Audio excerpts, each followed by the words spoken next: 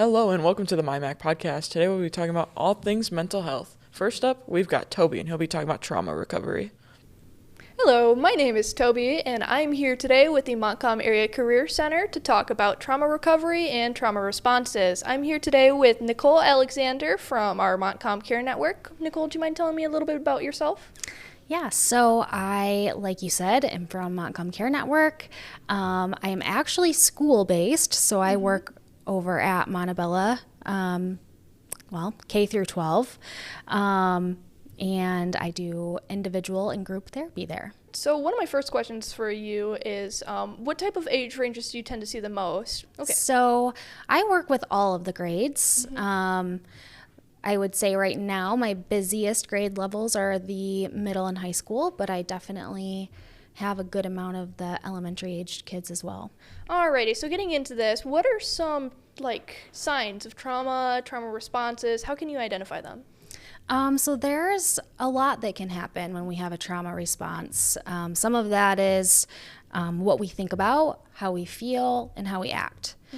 So some of the thoughts we may have are, something like you can't stop thinking about what happened. You start thinking it's all my fault that this happened. I worry about something bad happening to me again. And then you also have the feeling side of things. So you might be feeling nervous or anxious. Could feel also like those physiological symptoms. So dizzy, your heart racing, things like that. We also will often see kids and adults too, when they've had trauma, they can start to withdraw into themselves. There's a lot of sadness, maybe some depression, anxiety.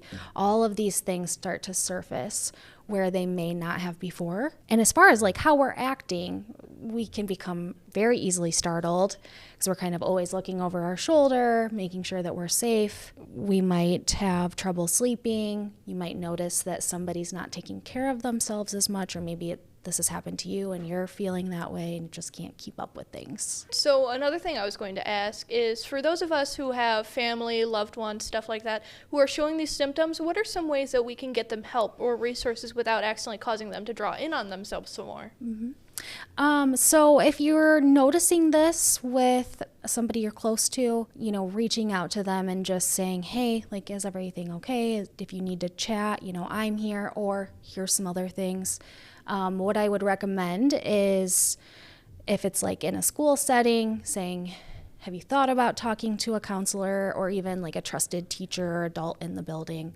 Do your parents know about this? Could we get them involved? And then there's also, beyond that, resources in the community. So Montcalm Care Network, I have their information for you today. And if there's ever a struggle trying to get connected to some therapy resources, you can always dial 211 as well, and they can refer you to resources. So that's kind of an easy one. Okay, so about those resources, do you have a website or a phone number that someone could reach you through, like a student? At the school, yes, we have a request form for our middle and high school kids. If they need to talk with me, they can fill that out, and everybody is aware of that process. Okay, and so for some students or others who are having problems with trauma or mental health resources and they can't get into contact with someone at the time, or if it's the resources are not available, what are some good coping mechanisms that they can use to help? So one of the biggest coping mechanisms anyone can use if they're experiencing trauma or mental health symptoms is to talk to somebody. So if an adult is not readily available, making sure we're lining that up, but also talking to those closest to us. So maybe those are some of our peers or friends. There's also a lot of different strategies that we can do to calm our nervous systems down. So deep breathing. I recommend box breathing because it's sort of a visual at the same time. Doing intense exercise, so maybe going for a jog, weightlifting, things like that, are also a really great way that we can keep ourselves regulated. So if you were to give one piece of advice to anyone who's struggling with any sort of mental illness, what would you give them? I think my biggest piece of advice would be to remember that although mental health and mental illness in particular can be very debilitating in some ways, healing and growth are still possible. There's always help out there if you need it. And there's many, many different ways that people get through mental health issues. Alrighty, and I would like to thank you once again for your time and for all this assistance. Once again, to my audience, this is Nicole Alexander from the Mental Care Network for our trauma recovery segment, and I would like to wish you all a good day.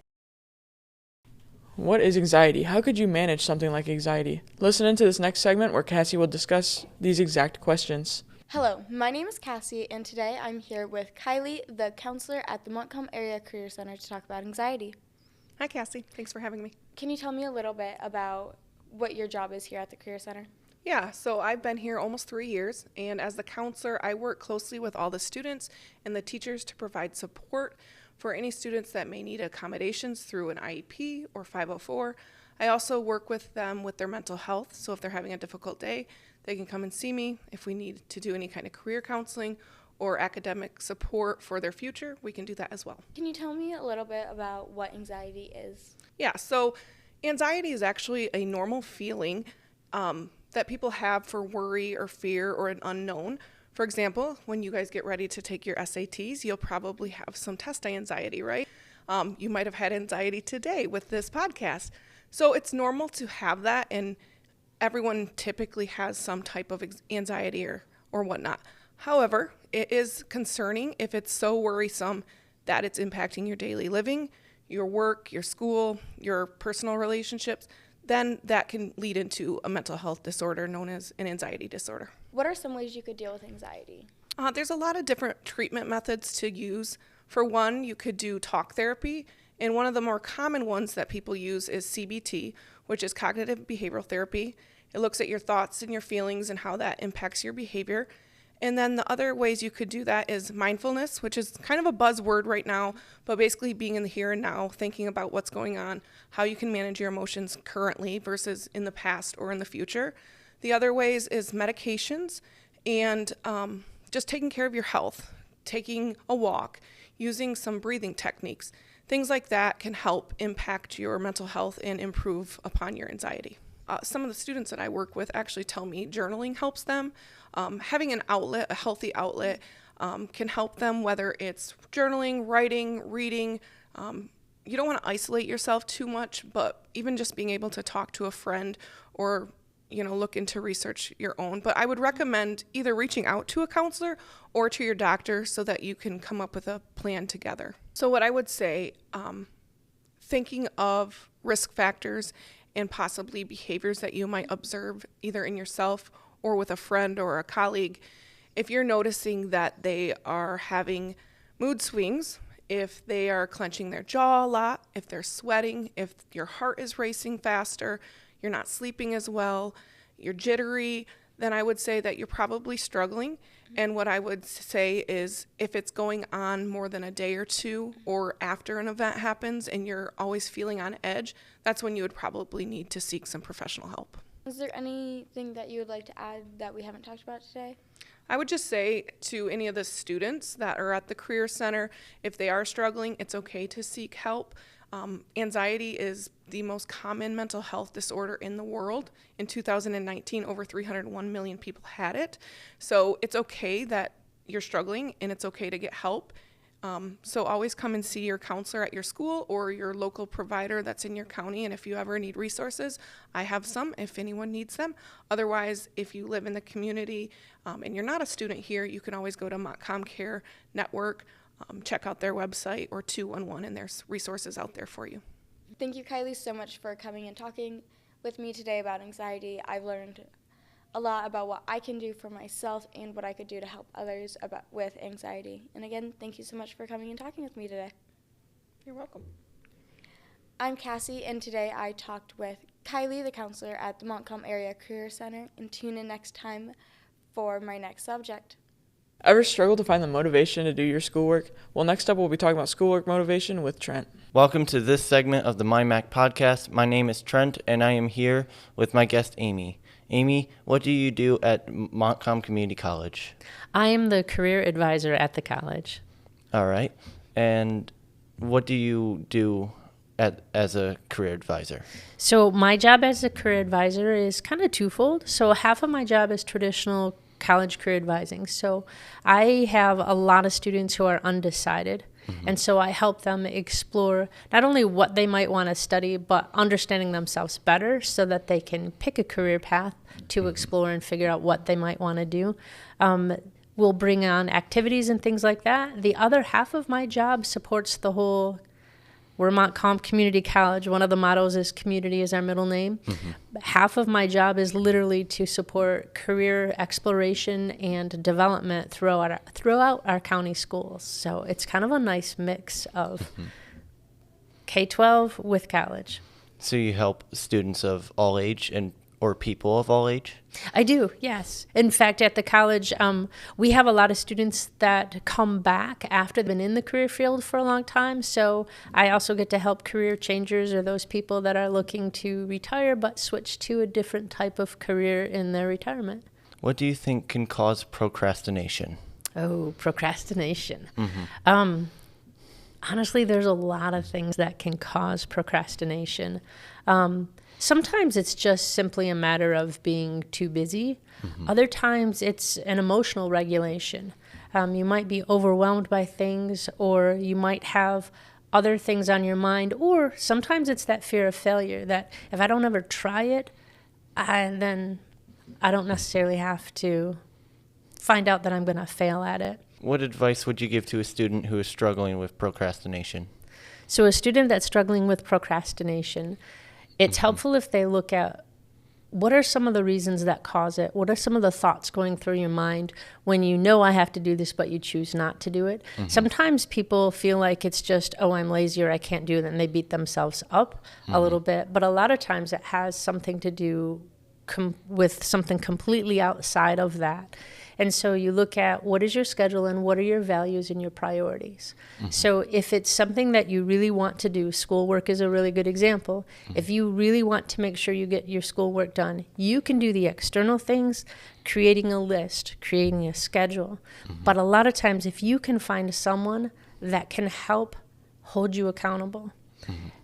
For some people, this is the one I was trying to get to before, is for some people, if they are not motivated themselves, like I know I should do this, but as much as I try, I don't do it. Find an external person. So somebody that, okay, I'll make a deal with you. Let's say you have a best friend, or maybe there's a teacher in a class that really cares about your success.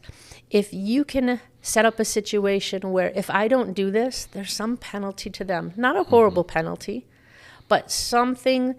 If you know you don't want to let them down, then you pull that motivation in to get you to do, okay, I've got to do this today. I have an hour to do work. I'll make a list. I'll check with my teachers. Do you think setting a goal would also help with this? Yeah, setting a goal. But a lot of times, yes, you have a goal, but a lot of times your procrastinators, they have plenty of goals. They're really good goal setters. They're just not always as good as about achieving that goal.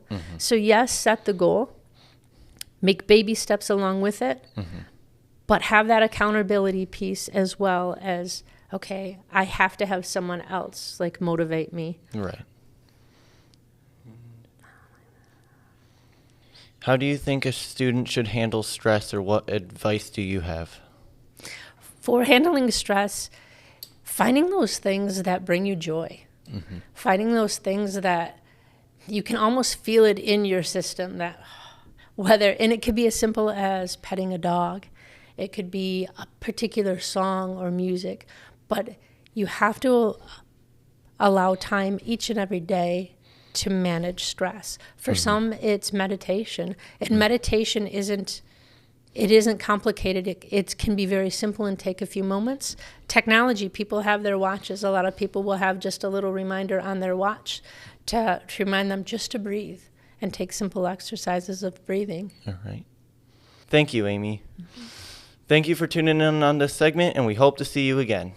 This topic may be sensitive for some viewers. Next up, we'll be talking to Riley about suicide prevention. Hello, my name is Riley. I'm from the Montcalm Area Career Center, and I'm here with Beth from the Montcalm ISD. Could you tell us a little bit about yourself? Yes, I have been a nurse for the last 18 years. The last 3 years, I've had a position with the Montcalm ISD, where I support all the 7 schools in Montcalm District for social, emotional, and mental support services, mentorship. I teach on addiction, and I provide any resources that the student may need for that. What are some of the best ways you can talk to somebody you feel might be struggling? I think the very first thing you want to do if you see someone struggling is approach them kindly and softly, but be very direct about your question. If you feel like someone's struggling with suicide, it's important to directly ask them if they've had suicidal thoughts now or previously.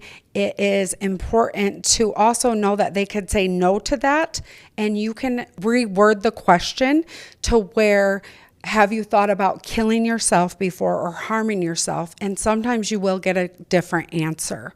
So that is one of the most important things. You want to ask how they're doing. You want to show them that you care about them, that you really care if they're struggling. And you want to listen to them, not talk over them, not tell them you understand what they're feeling, because we never do understand what someone's feeling, right? And just listen carefully. What are some warning signs you can look out for? If you know the person and you see any behavior changes, maybe irritability, anger, risk-taking behaviors that they hadn't taken before, those are good ones to look for. New mood swings, maybe becoming more anxious, they become quiet, maybe distance themselves.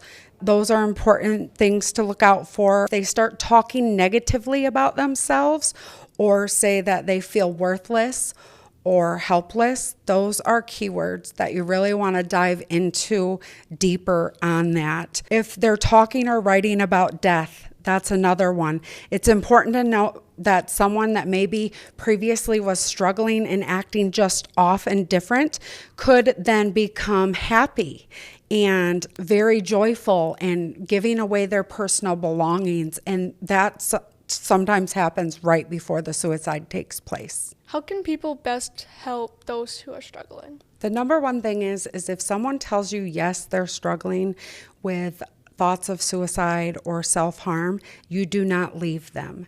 You stay with them. You reach out to a trusted adult to help support you in getting that student safety and the services they need. Another thing is reach out if you see someone struggling. Reach out and just check on them, right? Because often they feel like no one cares for them.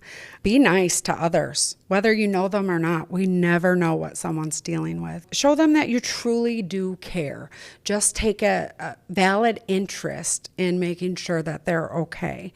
And then, help keeping them safe in those circumstances are the best ways to help. What are some solutions for those who have suicidal thoughts? The first thing is that they can call 988 right away, and they're going to get support and services that they need. That is important. They'll need a safety plan. A safety plan will have different numbers when their brain can't think of what to do, different numbers to reach out of people from their support system, because everyone needs a support system, and we must reach out to that support system when we're struggling. The safety plan also will have different coping mechanisms. Coping mechanisms are huge, but when our brain is in that type of stress, we can't always think about those coping mechanisms. So we lay it all out on the safety plan. And coping mechanisms are anything from increased physical activity, upbeat music, getting enough sleep, playing a game or giving your friend a call, coloring, painting, get outside and get some fresh air, get under that sun, right? You can put an ice cube in your hand. That helps. You can suck on peppermint candies. We're all different, so individually, what brings you joy, what brings you peace, but mindfulness, gratitude, things like that. Thank you, Beth, for coming out and talking about suicide prevention. This is Riley, out. Finally, you'll be joining me as I talk about transgender life and resources. Welcome to this segment of the MyMACC podcast. Today we'll be talking about transgender life and resources, and today I'm here with Audrey. So Audrey, what is your job? My name is Audrey Fleming. I work for MyMACC Care Network, and I am a prevention outreach specialist. So I, of the team of outreach specialists at MyMACC Care Network, I do all of our general outreach. So I'm out with our community. I'm helping educate people on different mental health resources that there are, a bunch of different things that are in the community, and how we can help better support them and themselves. All right. What experience do you have working with transgender or gender nonconforming individuals? Yeah, so through MyMACC Care Network, I've worked with a lot of individuals that are identifying as trans, or they're working through that identity process. Also, previous to working for MyMACC Care Network, I worked for the United Way and the ISD, and I supported homeless youths in Montcalm County. And there was a lot of students that were undergoing through their identities and transitioning and all of those different pieces and processes. So I have had the honor of working with a lot of individuals in our county, ranging from high school students into people in their 60s even. How do you help clients with navigating emotional aspects of transitioning? We like to provide people, well, one, we're always a place to listen. We're here to ensure that we're using people's correct identity, their correct pronouns, really making them feel sure of themselves when they're in those conversations with us. And we work really hard to provide those resources, these pieces of mental health. This will help you do this. And we're here to help connect you to the community, as well as ensuring that you have a community that is going to accept every part of you, and working to build what that means, and helping use language correctly, or giving those pieces and those resources and how you have those conversations with your family, and really building that confidence up in a person so that they feel stronger to identify themselves or to really stand within who they want to be. So how would you help someone who's struggling with like gender dysphoria? So we would do, there's a lot of different pieces and programs, and depending on those resources that they get and what they're really looking for, we would help meet that need. So not that it's the same as body dysmorphia, but there's a lot of those pieces that kind of go hand in hand. So it's really working through, what are you seeing, what are you trying to see, and how can we meet those in the middle? Are there things are there different clothes that we might want to try? Are there different pieces that help you feel better in your identity? Are there things that we need to disconnect to reconnect for you? And that's such a fun, layered question, because that looks so different for everyone, right? Yeah. What your need might be and what my need might be a combination of the things that we need to build for someone else. Did that answer your question? Yeah. I know, okay. What led you to work with transgender individuals? I have, in my family, in my friends group, I have a lot of people that fall all over the place, right? So LGBTQ, and into our trans family friends. So it's always been a really ingrained part of me, of really just taking care of everyone as who they are, because really how you identify and all of those negative pieces to it, I really just want to care for you as a person. And I know that there is, we all know that there's incredible discrimination. We are very much in our country right now, very angry.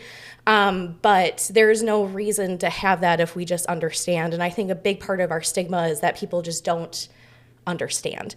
And so if I can be a big ally to my community, this community, or bigger community, it's that we're using better language, it's that we're breaking those stigmas, it's being inclusive of everyone.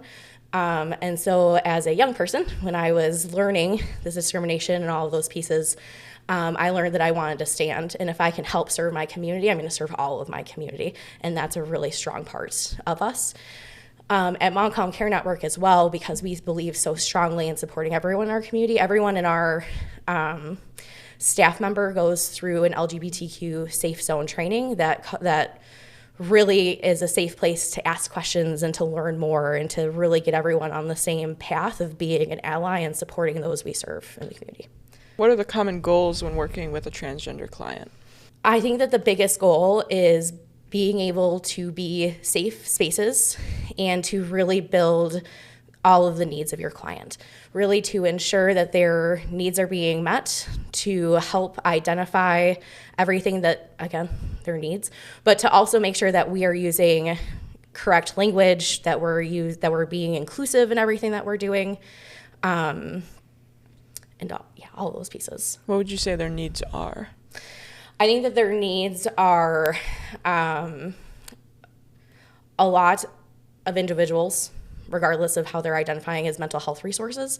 I just did some deep dive research on this topic before I came, and there is, in Michigan, there were over 76% of individuals that were seeking mental health care, and only 40% received it. And a big part of that response was they didn't know where to go. They didn't feel that they could connect to their community to explain why they needed to go. So I think a big part of it is breaking the barrier on mental health alone, because of the 40% of people who said that they did receive that mental health care, their anxiety, depression, suicidal intents, all of that decreased substantially. So I think mental health care is a good one. I think healthcare, inclusive healthcare, is a big part of it as well.